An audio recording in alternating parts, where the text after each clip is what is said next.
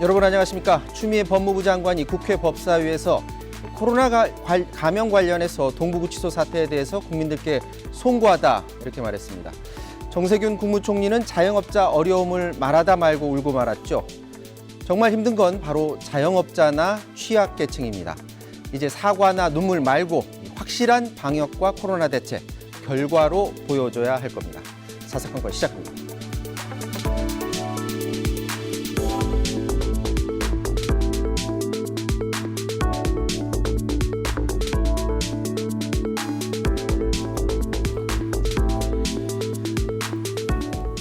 네, 여의도 사사건건 오늘은 두 분의 정치평론가 나오셨습니다. 김영준 명지대 교수, 박시영 윈지코리아 대표 나오셨습니다. 안녕하십니까? 네. 안녕하세요. 자, 어제 오세훈 전 서울시장 조건부 출마 선언을 해서 화제였습니다. 안철수 대표에 대해서는 입당해달라 이렇게 제안을 했는데요. 먼저 준비된 영상 보고 말씀 나누도록 하겠습니다. 국민의힘 당으로 들어와 주십시오. 그러면 저는 출마하지 않고 야권 승리를 위해서 최선을 다하겠습니다. 입당이나 합당이 이루어지지 않는다면 저는 출마의 길을 택할 수밖에 없습니다. 이에 대한 안철수 대표의 반응은 일단 거부였습니다. 후보 단일화에 대해서는 여러 방법이 있을 수가 있죠. 중요한 거는 서울 시민들 그리고 모든 야권 지지자들의 공감대가 중요하다고 생각합니다. 사실 이 제안이 나오기 하루 전 이미 안철수 대표와 김종인 비대위원장의 회동 얘기도 나왔는데요. 어제 김종인 위원장님 만나서 무슨 얘기하셨어요? 새해 인사 드리는 자리였습니다. 반면에 김종인 비대위원장은 두 사람의 만남 자체가 확인된 상황이 불쾌한 듯 보였습니다. 만나신 건 혹시 맞으신가요? 응? 아니 누가 그런 얘기를 해서 나한테는 물어보지 말아요. 나를 만났다는 사람한테 가서 물어보는 거지. 그럼 조만간 다시 한번 만나시거나 만나실 예정이 있으신지요? 앞으로 만날 일 없어요. 만나자고 그러면 만날 수는 있는데 뭐 내가 보기에 뭐 요청도 안 올 거라고 봐요.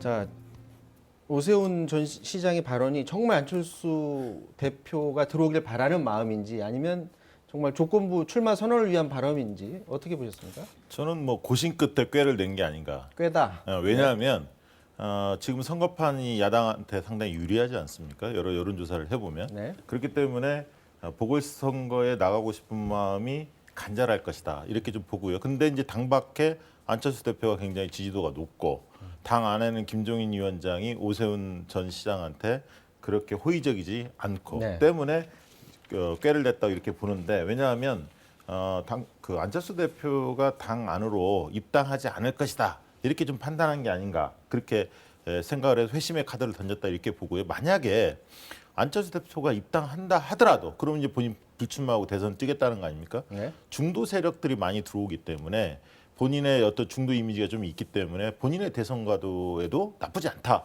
양수겹장인 거죠. 그런 생각이 드는데 다만 이제 오세훈 전 시장이 본인이 적임자다 이렇게 대놓고 오히려 이야기하고 뛰어드는 것이 정직하지 않나 이런 생각이 좀 들어서 진정성이 좀 느껴지기보다는 좀 간보는 느낌, 좀 적절해 보이지는 않습니다. 오세훈 전 시장 입장에서 보면 안철수 대표가 입당해서 같이 경쟁을 하면 지금 현재 지지율상으로는 분명히 져 보이는 그런 상황인데 저 패는 괜찮은 패로 보여지나요? 어떻습니까? 후보 단일화하는 방법은 크게 세 가지잖아요. 네. 안철수 안철수 대표가 단독으로 입당하는 방법이 하나 있고요. 네. 두 번째는 당대당 통합이 이루어지는 방법이 있고 네. 마지막 세 번째는 국민의힘 후보와 안철수 후보 간의 최종 단일화에 대한 부분인데 결국은 정치적인 과정을 보면은 마지막 부분이 굉장히 현실성이 높기 때문에 그러니까 정치는 굉장히 명분 쌓기라고 보고 결국은 이제 오세훈 전 시장이 본인의 출마를 하기 위한 명분 쌓기가 가장 강하지 않나 생각을 합니다. 자, 이게 지금 국민의힘에서는 특히 이제 비대위원장이 지속적으로 먼저 입당해라라는 얘기를 해왔었고요. 안철수 대표 같은 경우도 이제 대선에 그동안 꿈이 있었기 때문에 어떤 명분 이런 거에 굉장히 중요시 여겨왔지 않습니까? 그렇다 보면은 계속 자기가 하고 싶은 얘기만 계속 반복해오다가 계속 기싸움이 장기화될 가능성이 있는데 이게 간다면 언제까지 이런 기싸움이 갈 것으로 보입니까? 그건 분명하게 김종인 비대위원장이 제시를 한 것 같아요. 3월 말 정도에 후보 등록하기 전에 최종적으로 단일화하면 된다는 말을 했기 때문에 네. 결국 뭐 국민의힘이 103석을 갖고 있는데 뭐 적은 수를 갖고 있는 국민의당에 의해서 움직일 수는 없다고 이제 확신을 하고 있는 부분들이 있는 것 같고요. 저는 이 부분 속에서 안철수 대표에 대한 입당하라 하지 말라는 거는 소모적인 논쟁 같고 그 불필요한 논쟁이라고 봅니다. 그러니까 국민들이 바라보는 거는 각 후보들이 어떠한 정책을 내놓고 서울의 시민들의 지지를 얻을 것인가 생각을 해야지 네. 자꾸만 이렇게 정치적인 해법을 가지고 논쟁을 벌이는 거는 저는 야권 전체로 봐서도 결코 좋은 방향으로 가고 있다고 생각하지는 않습니다. 이게 지금 네. 시간이 얼마 안 남았어요, 사실은. 아까 말씀하신 김용준 교수님 얘기한 대로 후보 단일화를 하면 3월 달에 해도 늦지 않습니다. 3월 달까지 가면 됩니다. 그러나 입당이나 이제 통합을 한다면 변수가 좀 생기죠. 왜냐하면 국민의힘이 정해놓은 경선 룰이 있거든요. 네. 그런 경선 룰에 따르면 17일까지 후보 등록을 하고 공고를 하고 21일까지 서류 접수를 하게 돼 있습니다. 네. 그럼 한 열흘 정도 지금 남아 있는 상황이거든요. 그래서 양측의 어떤 신경전, 힘겨루기가 본격화됐다고 보는데 저는 이제 표면상으로 보면 안철수 대표가 지지율 1위이기 때문에 유리한 것처럼 보이나 네. 실상 그렇지 않습니다. 아, 이게 어떤 이제 면- 국민의힘이 오히려 유리한 상황입니다. 왜냐하면 지금 판세로 보면 오세훈, 나경원이 나가도 해볼 만하다. 이렇게 좀 여론조사 결과들이 나오고 있기 때문에 민주당 후보와 특히 이제 박영선 후보하고 박빙 어떤 상황들이 연출되고 있기 때문에 오히려 자강론에 힘이 실릴 가능성이 있다. 그러니까 국민의힘 후보한테 오히려 시간을 벌어주면서 몸집을 키워가는 과정이 더 유리하다. 이렇게 좀 판단할 것 같고요. 만약에 안철수 대표가 입당을 한다. 그러면 안철수라는 고기가 이미 그물 안에 들어오는 겁니다. 그물 안에 딱 들어오면 주도권은 국민의힘이 쥐게 돼 있습니다. 막상 여러 가지 이제 그 논란들을 벌일 거고 마음에 안 든다고 그때 또 탈당할 수는 없는 거거든요. 그렇기 때문에 지금 김종인 오히려 비대위원장 굉장히 느긋한 거고요. 안철수 대표가 오히려 몸이 바짝 달아있는 그런 상황으로 봐야 한다. 동의하세요? 안철수 대표가 오히려 몸이 바짝 달아있는 상황이다라고 얘기하는데 동의하십니까? 글쎄요, 3자 구도인 경우는 저는 뭐 필패라고 봅니다. 누가 나오든지 야권이든 간에. 네. 간에 국민의힘과 지금 안철수 대표가 결국은 단일화를 못하고 나오면은 그럼 그런 조사 결과는 뭐 굉장히 많이 나오고 있는 부분들이 있기 때문에 네. 그래서 결국은 가장 현실적인 방법은 국민의힘은 국민의힘 나름대로 후보 선정을 할 수밖에 없는 거고 그건 나경원 지금 전 의원이 그런 식으로 얘기를 한 것 같아요. 네. 국민의힘에서 뽑고 나서 결국은 2011년도에 모델이 있지 않습니까? 당시에 이제 박영선 의원이 이제 민주당 후보가 됐고 바깥에 이제 박원순 그 무소속의 후보하고 후보 단일화해서 박원순 후보가 갔기 때문에 저는 뭐 이 상황 속에서는 안철수 당대당 통합이라는 거는 뭐 지금 상황 속에서 이렇게 현실적으로 굉장히 가능성은 많지 않기 때문에 각자의 길을 가지 않겠는가. 오히려 국민의힘은 국민의힘 남들의 경선을 치르면서 자신들의 관심을 높이고 그런 의미에서 오세훈 그리고 나경원 나올 수 있는 모든 후보가 나오는 게 정상인 것이지 거기다 자꾸만 이제 안철수 후보로 들어오지 말라는 거는 전략적 측면에서 볼 때 저는 별로 바람직하다고 보지는 이게 않습니다. 지금 김종인 비대위원장이 압박을 했거든요. 안철수 대표를 만나서 네. 입당해라. 그렇지 않으면 후보 단일화도 어렵다, 쉽지 않다라는 뉘앙스를 좀 풍긴 거예요. 그러다 보니까 이제 안철수 대표 측에서 여러 가지 이제 발언들이 지금 나오고 있는 겁니다. 그런데 말씀하신 대로 저도 입당 쉽지 않다고 봅니다. 입당이라는 것은 당 대표가 입당한다는 건 통합을 상징하는 건데 뭐 17일, 21일 다음 주 한 열흘간 그 과정에서 이게 통합이 된다는 것이 쉽지 않거든요. 그리고 설령 안철수 대표가 통합이 돼서 국민의힘 후보로 나오는 것이 과연 유리할까? 아니면 연대에서 승리해서 단일화에서 승리해서 국민의당 소속의 후보로 나오는 것이 유리할까? 이런 부분들을 주판을 튕길 수밖에 없고 그런 측면에서 국민의힘에 몸담기는 상당히 부담스러워할 것 같습니다. 안철수 대표 입장에서. 국민의힘 입장에서는 느긋하다고 말씀을 하셨는데 만약에 이제 안철수 대표가 입당을 하지 않고 국민의힘 자체 경선에 최종 그 경선자하고 나중에 단일화 과정을 거친다면 현 상황으로 봤을 때는 국민의힘이 불리한 거 아닌가요? 그렇지는 않습니다. 왜냐하면 지금은 선거 초반전이고 어쨌든 몸값, 흔히 말하는 중량감은 안철수 대표가 분명히 큽니다. 그것이 반영된 지지도지 만약에 오세훈, 나경원 두 분이 둘 중에 한 분이 승리한다면 지지도가 올라갈 수밖에 없고 중요한 것은 TV 토론입니다. 지금 비대면 국면이기 때문에 핵심은 TV 토론이거든요. 그러면 TV 토론에 있어서 안철수 대표가 과연 지난번 대선 때 굉장히 고전을 했는데 과연 그전과 달리 TV 토론 능력이 향상되느냐 이 부분은 확인한 바가는 없거든요. 그래서 김종인 위원장도 그런 부분에 대한 일말의 불안감 가지고 있을 것 같습니다. 지금 말씀대로 현재 지지율만 봐서는 안 되고 국민의힘에서 자체적으로 한 명으로 좁혀지는 그 과정 그리고 이후에 TV 토론을 거치는 과정에서 지지율 격차가 큰 폭으로 조정될 가능성이 있다고 보시는 것 같아요. 동의하십니까? 그거는 뭐 언제든지요. 양자 대결 구도로 가면은 48대 52 구도로 구축됩니다. 그동안 여론조사 결과를 쭉 보면요. 그리고 야권 쪽에서 봤을 때는 투트랙으로 가는 게 훨씬 유리한 거예요.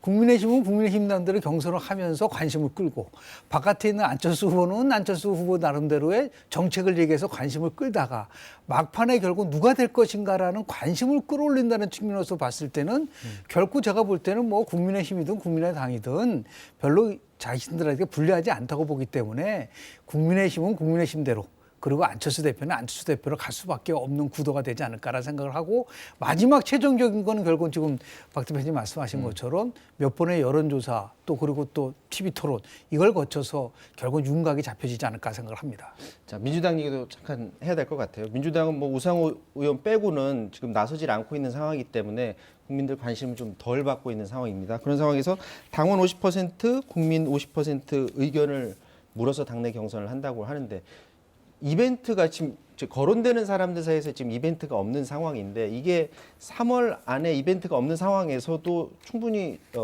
그쪽에서 그러니까 반대쪽에서 단일화된 사람이 나왔을 경우에 경쟁력을 갖출 수 있다고 보십니까?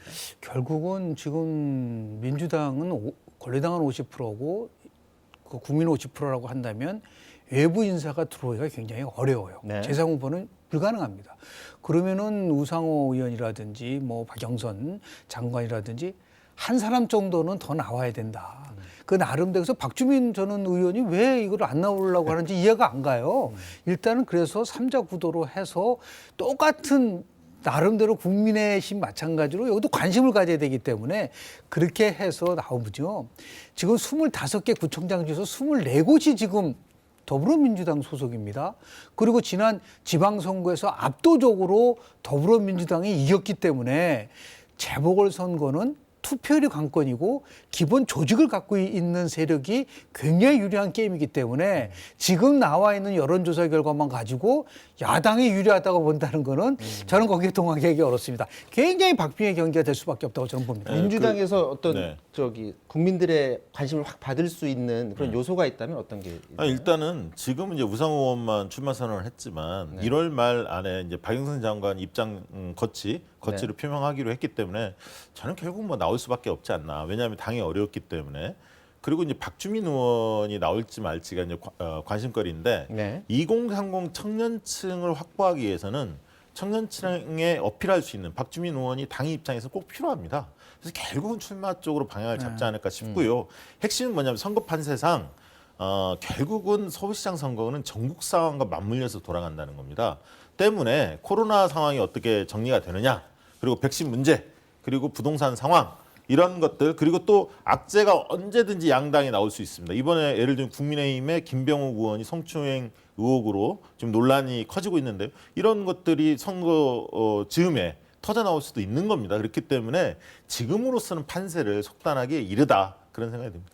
자, 이번에는 그러면 이제 대선 후보군으로 좀 넘어가 보도록 하겠습니다. 그 연말 연초 그 거치는 과정에서 여러 여론조사 결과가 지금 나오고 있는데 뭐 대체적인 흐름은 윤석열 총장과 그리고 뭐 이재명 지사가 최근 조사에서 많이 올라가고 있습니다. 근데 윤석열 총장이 계속해서 높은 지지율이 계속 나오고 있는데 네. 이게 과연 얼마나 지속이 될까라는 생각도 들고 또 야권에서는 지금 보이지 않는 그러니까 정당에 소속된 사람들은 지금 보이질 않고 있잖아요. 누군가 새로 나올 수 있는 가능성이 좀 있어 보입니까? 저는 일단 그 한 15곳 정도가 연말 연초에 여론조사가 발표가 됐습니다. 네. 공표된 조사를 보니까 특징적인 게 있어요. 뭐냐면 전화 면접 조사로 상담원이 직접 전화하는 방식으로 하면 이재명 지사 1위를 기록했고요. 네. ARS 자동응답 방식으로 하면 윤석열 총장이 1위를 기록했습니다.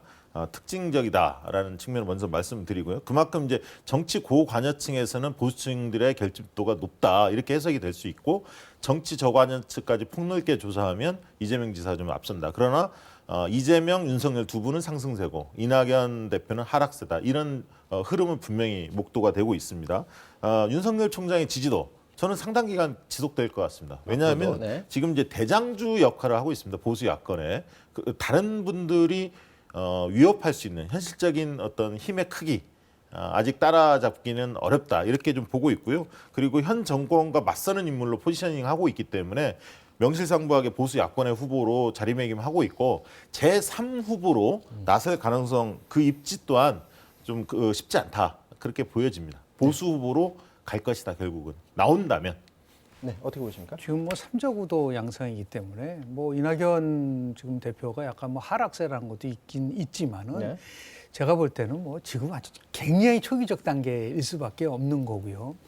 결국은 가장 핵심적인 거는 누가 결국 이슈를 주도해 나가느냐 싸움인데 현재까지 보면은 이재명 지금 지사 같은 경우는 자기가 자기 이슈를 가지고 주도해 나간 면들이 좀 있었어요.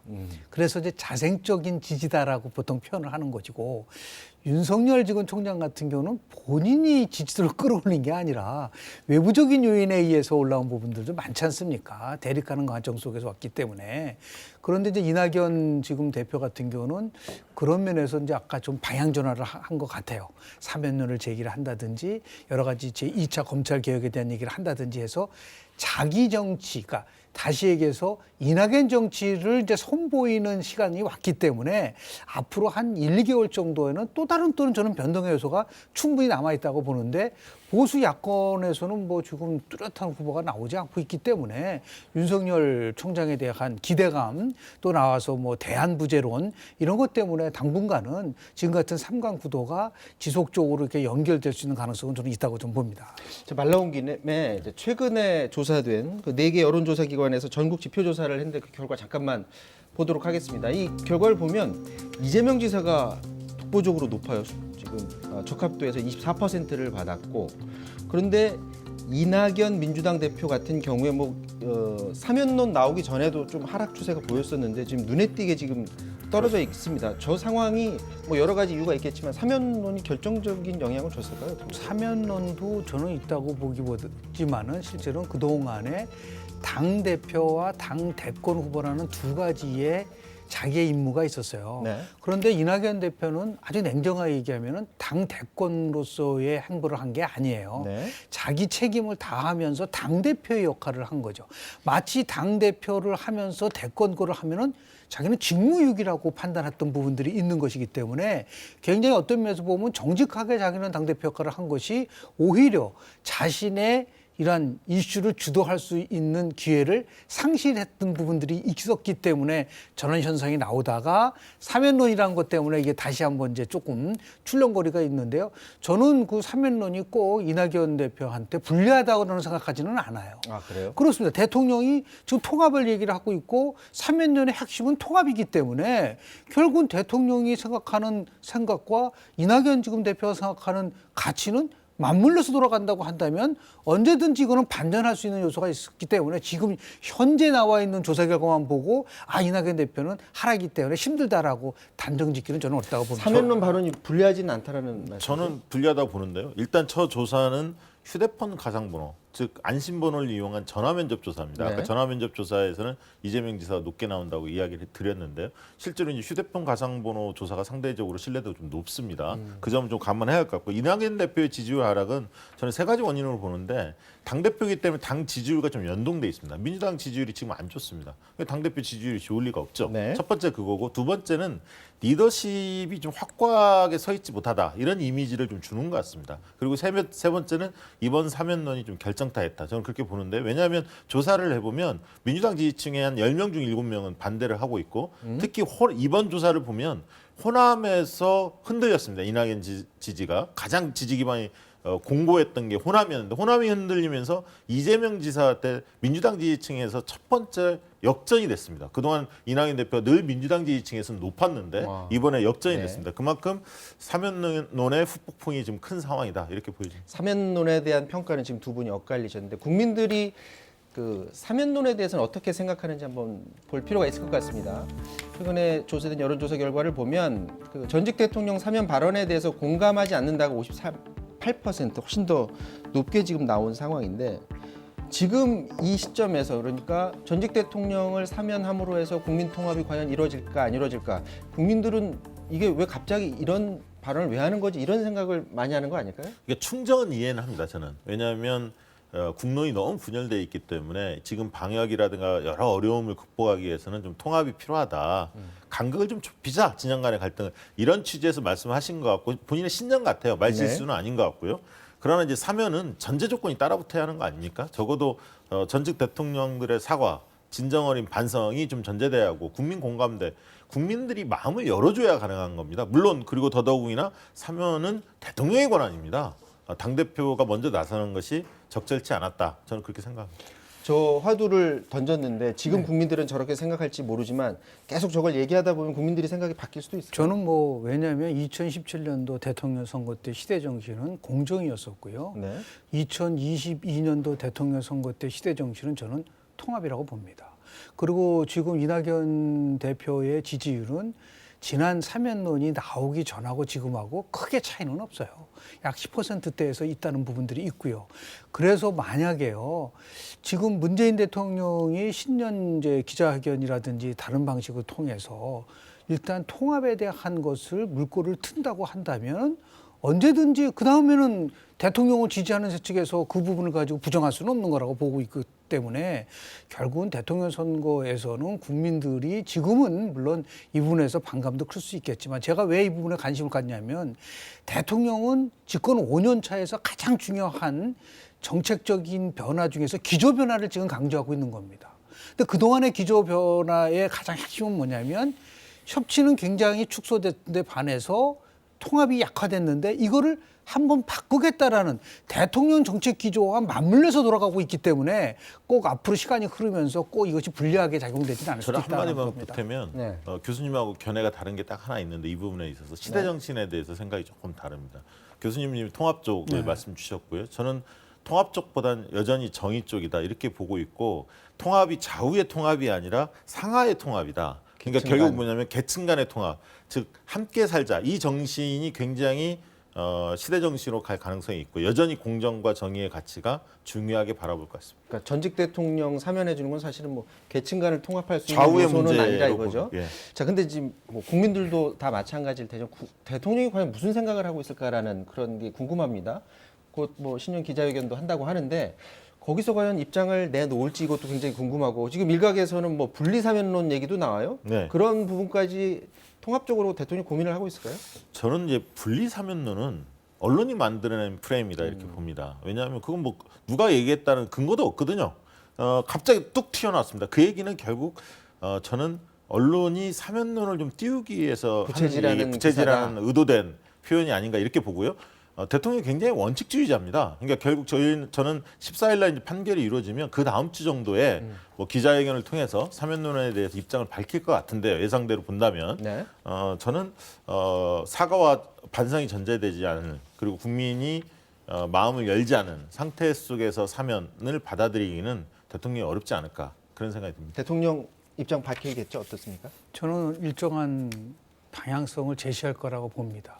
왜냐하면 아무리 그래도 이낙연 대표가 단독으로 이 문제를 제기하기는 좀 어려웠을 거라고 저는 봐요. 뭔가 얘기가 있었을 것이다. 교감이 저는 있었을 거라고 보고요. 그리고 이번에도 대통령이 7일 날 그 비대면 회의를 통해서도 마음의 통합이라는 얘기를 했잖아요.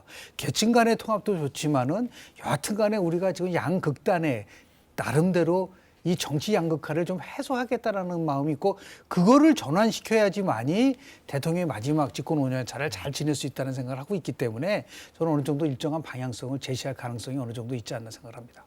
네. 자, 이 얘기 이 정도에서 마무리 짓고요. 최근에 또 갑자기 화두로 떠오른 게 갑자기 4차 재난지원금 얘기가 지금 나오고 있습니다. 3차 재난지원금이 이제 지급이 돼야 되는 그런 상황인데, 근데 4차 재난지원금 지급을 놓고 지금 이재명 지사 그리고 정세균 국무총리가 SNS상에서 설전을 벌이고 있는데요. 잠깐 보면 정세균 국무총리가 4일입니다. 필요하면 전 국민 재난지원금 지급해야 하지만 방역 피해 상황 봐가면서를 해야 된다. 그리고 재원 마련 위한 추경 논의는 시기상조다라는 그런 입장을 전했는데, 이재명 지사는 1, 2차 재난지원금 경제 효과가 천양지차다. 지역 화폐를 통해서 전 국민 보편 지급 꼭 이루어져야 한다. 이렇게 말을 내놨습니다. 그랬더니 정세균 총리가 또 글을 올립니다. 단세포적인 논쟁에서 벗어나야 된다라고 좀 말을 강하게 했는데요. 또 급하니까 막 풀자는 지혜롭지도 공정하지도 못한 말을 해서는 안 된다라는 그런 말을 했고요. 또 지역 화폐 방식 국가로서는 채택해야 할 이유를 알기 어렵다라는 입장을 밝혔고, 여기에 대해서 또 이재명 지사는 노무현 전 대통령의 책을 언급하면서 또 마무리를 지었습니다. 근데 이제 눈에 띄는 게 정세균 총리가 단세포적인 논쟁이다라고 말을 했습니다. 그러니까 돈을 지금보다 더 풀어야 되나 덜 풀어야 되느냐 이것 가지고서 얘기하는 게 아주 단세포적이라는 발언인데, 이게 과연 논쟁할 어떤 가치가 없는 상황인가? 국민들 입장에서는 다양한 의견 듣고 뭐 정부 쪽 얘기도 듣고 싶고 정치권 얘기도 듣고 싶어 할 수도 있는 것 같은데요. 어떻게 보세요? 일단은 뭐 지금 재난지원에 관련돼서는 공감대가 이루어져 있지 않습니까? 그런데 지금 재난지원금 나오면은 모든 것을 이제 이재명 지사가 주도해 나간다라는 그런 나름대로의 그런 프레임을 만드는 것 같은데, 특히 지역화폐와 관련된 얘기를 자꾸만 얘기를 하는데요. 네. 지역화폐와 관련돼서는 국책연구기관인 한국조세재정연구원에서 이 문제를 작년 9월 달에 분명히 객관적 근거를 가지고 얘기를 했어요. 네. 지역화폐의 효과성과 관련돼서 모든 지역이 지역화폐를 가져가게 된다고 한다면 소비진적 효과는 굉장히 상쇄될 수밖에 없고, 전 지역이 만약에 지역화폐가 되면은 이런 표현을 썼어요. 다시 얘기해서 열등한 균형 상태로 갈 수 있는 상황이 있다라고 한다면, 그러면 뭐 정세균 총리 입장에서 볼 때 국책연구기관에서 얘기한 부분에 대한 거를 경청 안 할 수 없지 않습니까? 그런데 그것을 이재명 지사는 작년에 적폐라고 얘기할 정도로 국책연구기관을 공격한 적이 있단 말이에요. 그러니까 정세균 총리 입장에서 볼 때는 국정 전반을 생각하고 있는 상황 속에서 너무 자꾸만 뭐 지역화폐라든지 아니면 지급하는 것을 마치 정부는 안 하고 본인만 주도하는 것처럼 불려지는 부분들에 대해서 아마 유감 표명을 강하게 한 것이 아닌가라 저는 생각을 합니다. 하나 먼저 사실을 좀 바로잡고 이야기를 해볼게요. 조세재정연구원이 발표했던 근거는, 그 당시 사용했던 근거는 1차 재난지원금의 효과 이전에 네. 조사한 결과를 발표한 겁니다. 그러니까 1차 재난지원금이 이제 전 국민한테 지급이 됐는데요. 그 효과까지 충분히 감안돼서 발표된 것이 아니다. 이 점을 좀 밝히고 싶고요. 두 번째는 지금 이제 상황이 굉장히 어려운데, 실제로 저도 여론조사 전문가니까 여론조사 여러 접해보면 이런 겁니다. 재난지원금 필요하냐? 필요하다. 이게 국민 대다수 생각입니다. 그럼 피해 업종의 종사자들한테 지금 3차 재난지원금 나오는 것이 충분하냐? 만약 이렇게 물었다면 그런 분들이 굉장히 미흡하다고 이야기합니다. 실제로 굉장히 지금 적게 주고 있는 거거든요. 네. 피해에 비해서. 그러니까 더 두텁게 달라는 겁니다. 사실은 피해자들한테 더 많이 줘야 한다는 거. 이게 이제 국민적 여론이 하나가 있고요. 두 번째는 그러면 일반 국민 전체한테 줄 필요가 있느냐 물어보면 입장이 엇갈리긴 합니다만, 그 4차 재난지원금에 대해서도 긍정적인 응답이 더 높습니다. 네. 엊그제 조사 결과 발표가 됐었죠. 그걸 본다면 지금은 굉장히 어렵기 때문에 경제를 살리기 위해서는 정부가 재정 부분들에 대해서 적극적으로 좀 펼쳐라. 그리고 이 부분에 대한 논쟁은 계속 돼 왔습니다. 때문에 이재명 정세균 총리의 이 갈등을 보면서, 정세균 총리가 그동안에 굉장히 점잖은 분이거든요. 단세포라는 굉장히 자극적인 용어를 쓰셨습니다. 네. 그것은 이제 이재명 지사의 어떤 그 언급에 대해서 뭔가 정부의 정부 강요를 책임지는 입장에서 뭔가 끊어내야겠다 이런 생각도 있겠지만, 대선을 좀 염두에 둔 포석이 아닌가. 왜냐하면 좀 이낙연 대표하고 조금 어떻게 보면 지지층이 좀 겹칩니다. 정세균 총리가. 같은 호남이기도 하고 좀 점잖은 그런 느낌을 갖고 있는데요. 이낙연 대표가 좀 흔들리고 있기 때문에 지지세가 그 공간을 좀 파고들려는 목적도 저는 있어 보입니다. 대선까지도 염두한 발언이다라는 말씀이셨고요. 자, 오늘 얘기 여기서 마쳐야 될 것 같습니다. 이제 뭐 지금 이제 3차 재난 지원금이 이제 지급돼야 되기 때문에 그 이후 상황을 좀 더 보긴 봐야 됩니다. 어쨌거나 재난 지원금 문제는 항상 이렇게 여야가 싸우는 싸우고 서로 토론하는 것만 봤었는데 정부도 좀 이런 토론에 같이 참여했으면 하는 그런 아쉬움도 있기는 합니다. 자, 지금까지 박시영 대표, 김영준 교수와 말씀 나눴습니다. 두 분 말씀 고맙습니다.